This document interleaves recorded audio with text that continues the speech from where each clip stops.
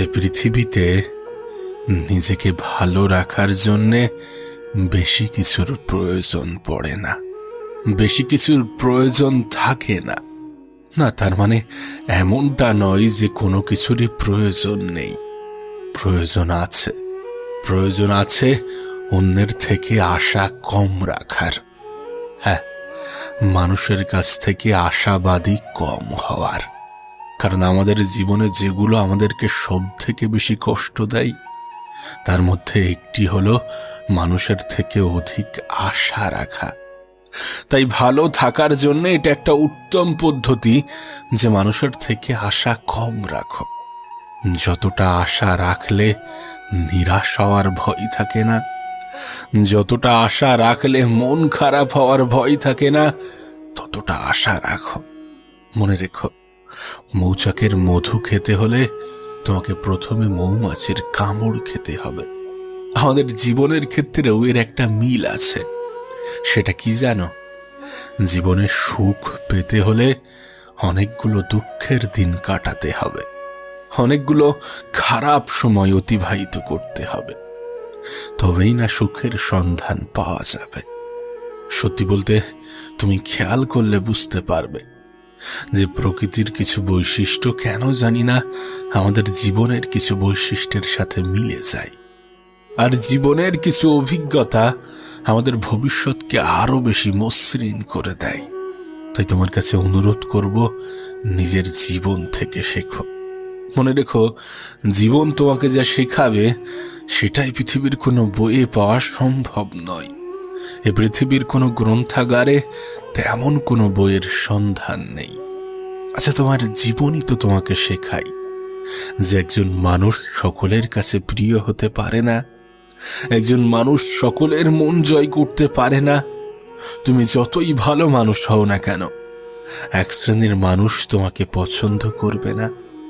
তাহলে কেন এমনটা চেষ্টা করো? কেন সকলের মন রাখতে গিয়ে নিজেকে কষ্ট দাও? একটা কথা মনে রেখো, কর্তব্য পালনে যেমন অনেকের সাথে সুসম্পর্ক তৈরি হয়, ঠিক তেমনি অনেকের সাথে ভুল বোঝাবুঝিও হয়। আর এর কারণ হয়তোবা ওই একটাই, যে একজন মানুষ সকলের কাছে প্রিয় হতে পারে না। সত্যি বলতে, আবেগ ও ইচ্ছার মূল্য নিজেরটা অন্যের কাছে চাওয়া বোকামি। তুমিই তোমার সব থেকে দামি, তাই অন্যের কাছে মূল্য না খুঁজে নিজেকে মূল্য দিতে শুরু করো এবং সর্বদা সৃষ্টিকর্তাকে ধন্যবাদ জানাও, উপরওয়ালাকে ধন্যবাদ জানাও এই কারণ তিনি তোমাকে না চাইতে এত কিছু দিয়েছেন। না, এটা ঠিক যে তোমার জীবনেও কিছু ঘাটতি আছে, কিন্তু সেটা হয়তোবা তিনি তোমার ভালোর জন্যই রেখেছেন। আর কি বলতো, আমরা আমাদের ভালো খারাপটা দ্রুত বুঝতে পারি না। সময়ের সাথে সাথে সমস্ত কিছু বুঝে যায়, সময়ের সাথে সাথে সমস্ত কিছু তো সঠিক হয়ে যায়। আমরা অনেক সময় নিজেরাই নিজেদের যোগ্যতা নিয়ে সন্দেহ করি, আমরা অনেক সময় নিজেরাই নিজেদের ক্ষমতা নিয়ে সন্দেহ করি, আর অন্যের সামনে সেটার প্রমাণ দেওয়ারও চেষ্টা করি। তুমি যদি সঠিক হও তাহলে প্রমাণ করার চেষ্টা করো না, তাহলে সেটা কোনো মানুষকে প্রমাণ দেওয়ার কোনো প্রয়োজন নেই। তোমার হয়ে তোমার সময়ই প্রমাণ দেবে। চুপচাপ অপেক্ষা করো, সময় সমস্ত কিছুর জবাব দিয়ে যাবে। কারণ কি বলতো, কিছু প্রতিবাদ মুখের মাধ্যমে নয়, ধৈর্যের মাধ্যমে করতে হয়। কিছু প্রশ্নের জবাব বাক্যের মাধ্যমে নয়, শব্দের মাধ্যমে নয়, বরং কাজের মাধ্যমে দিতে হয়। কিছু পরিস্থিতির মোকাবিলা চিৎকার করে নয়, বরং কথা কম বলে করতে হয়।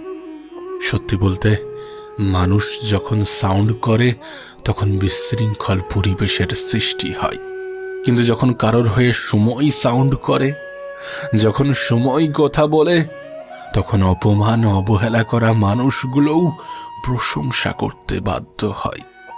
তাই তো তোমাকে বলি যে সমস্ত প্রশ্নের জবাব দিও না, নিজেকে কখনো অন্যের সামনে প্রমাণ করার চেষ্টা করো না। তুমি তোমার মতো, তুমি তোমার মতো। আমরা হয়তোবা সফলতার পিছনে ছুটি, অনেক সময় সফলতা নিয়েও কনফিউশনে ভুগি। কিন্তু জীবনের প্রথম সফলতা কি জানো? নিজেকে চিনতে পারা, নিজেকে জানতে পারা। আর যখন কোনো ব্যক্তি নিজেকে চিনতে পারে, তখন সময় তার হয়ে কথা বলে। তুমি তো দেখেছ, তারাই নিজেকে বারবার সত্য প্রমাণ করতে চায়, যারা বেশিরভাগ ক্ষেত্রে মিথ্যার আশ্রয় নেয়, যারা বেশিরভাগ ক্ষেত্রেই মিথ্যা বলে। তুমি তো সত্যের সাথে আছো, তুমি তো সত্যের পথে আছো, তাহলে তুমি কেন প্রমাণ দিতে যাবে? তুমি কেন নিজেকে প্রমাণ করতে যাবে? সত্যি বলতে, সত্য অনেকটা সূর্যের মতো, কিছু সময়ের জন্য অস্ত যায় ঠিকই, কিন্তু কখনো চিরতরে হারিয়ে যায় না। সেই জন্যই তো তোমাকে বলি, একটু ধৈর্য ধরো, একটু অপেক্ষা করো। যারা তোমার দুর্বলতার সুযোগ নিয়ে তোমাকে আঘাত করে, তাদের থেকে দূরে থাকো। আর যদি তারপরেও তারা তোমার পিছন না ছাড়ে, তাহলে তাদের উত্তরটা তাদের মতো করে বুঝিয়ে দিও, আর না হলে সময়ের উপরে ছেড়ে দিও।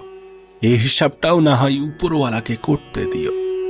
মনে রেখো, জীবনের সঠিক মানুষ আসার জন্যে ভুল মানুষগুলোর বিদায় নেওয়াটাও প্রয়োজন। যারা তোমাকে ছেড়ে চলে যেতে চাই, তাদেরকে যেতে দাও। জোর করে যদি আটকে রাখা যেত, তাহলে এই পৃথিবীতে কোনো মানুষেরই মৃত্যু ঘটত না। কারণ কোনো সন্তানই তো তার বাবা মাকে ছাড়তে চায় না, কোনো বাবা মাই তো তার সন্তানকে ছাড়তে চায় না। যদি আমরা সত্যি জোর করে আটকে রাখতে পারতাম, তাহলে এই পৃথিবীর কোনো সন্তানই এতিম হতো না। না, আমাদের জীবনের কিছু সিদ্ধান্ত আমাদের হাতেই থাকে, কিছু না, বেশিরভাগ সিদ্ধান্তটা আমাদের হাতেই থাকে, বলতে গেলে প্রায় সমস্তটা। কিন্তু জন্ম মৃত্যুর খেলাটা উপরওয়ালাই নিয়ন্ত্রণ করে। তাই এটা প্রকৃতিরই নিয়ম যে জোর করে কোনো কিছুকে আটকে রাখা যায় না। যেটা যেতে চাই সেটাকে যেতে দিতে হয়। যেটা যেতে চাইবে বা যারা যেতে চাইবে, তাদেরকে যেতে দিতে হবে। আর তোমাকে তো আগেও বলেছি যে প্রকৃতি আমাদেরকে অনেক কিছু শেখায়, আমাদের জীবনের অভিজ্ঞতা আমাদেরকে অনেক কিছু শেখায়। তোমার অভিজ্ঞতাই তোমাকে শেখাবে যে আজ যারা তোমাকে অবহেলা করছে, তোমাকে গুরুত্ব দিচ্ছে না, তুমি যদি ধৈর্য ধরতে পারো, তাহলে একদিন তারাই তোমার খোঁজ নেবে। কারণ একদিন তুমি তাদের প্রয়োজনীয় হয়ে উঠবে। এমন দিনও আসবে যেদিন তুমি তাদের প্রয়োজন হবে। আর এটা মানো না মানো, প্রয়োজনে তো মানুষ প্রিয়জন হয়। তাই জীবনের সেদিনটাও আসবে যখন অবহেলা করা মানুষগুলো ফিরে আসতে চাইবে, যখন অহংকার করা মানুষগুলোরও পতন ঘটবে। কারণ এই পৃথিবীর বেশিরভাগটাই সময়ের খেলা। আজ হয়তোবা তোমার সময়টা ভালো যাচ্ছে না, আজ হয়তোবা সমস্ত কিছু তোমার মনের মতো ঘটছে না, কিন্তু এমনটা নয় যে তোমার সাথে কখনোই ভালো কিছু হবে না। এমনটা নয় যে কোনো কিছুই তোমার মনের মতো ঘটবে না। এই সময়ও পরিবর্তন হয়ে যাবে, এই সময়টাও পাল্টে যাবে। পৃথিবীতে কোনো কিছুই চিরস্থায়ী নয়।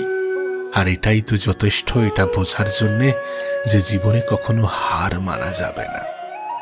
জীবনে কখনো হার মানা যাবে না, তার কারণ একটাই, আজকের দিনটা হয়তোবা কঠিন, হতে পারে কালকের দিনটাও কঠিন হবে, আরো বেশি খারাপ যাবে, কিন্তু সেদিন দূরে নয় যে দিনটা তোমার হবে, যেদিন সূর্য উঠবে, ঠিক যেমন ভাবে অস্ত গিয়েছিল।